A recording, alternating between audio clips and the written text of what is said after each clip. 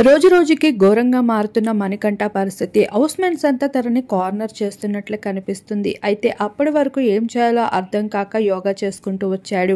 ఆ తర్వాత కిచెన్ మొత్తం శుభ్రం చేస్తూ ఉన్నాడు. పక్క నుండి హౌస్‌మేట్స్ అందరూ వెళ్తున్నారు గానీ మణికంఠతో పిలిచి మాట్లాడుతుందే లేదు.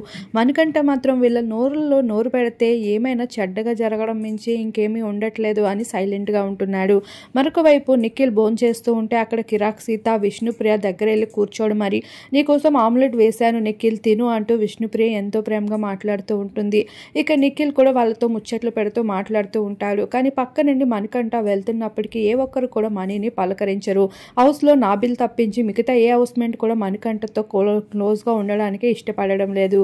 ఇక మణికంఠ తన పని అంతా పూర్తి చేసుకొని ఇక బెడ్రూమ్లోకి వెళ్ళి తన బెడ్షీట్స్ని అలానే తన బట్టల్ని మడత పెట్టుకుంటూ ఉంటాడు. కొన్నిసార్లు నవ్వుతాడు, మరికొన్నిసార్లు బలవంతంగా వేరొకరితో మాట్లాడడానికి చూస్తాడు. ఇంకొన్నిసార్లు మాట్లాడితే ఏం జరుగుతుందా అంటూ భయపడుతూ ఉంటాడు. మణికంఠ హౌస్లో పాపం ఈ విధంగా కొనసాగుతున్నాడు.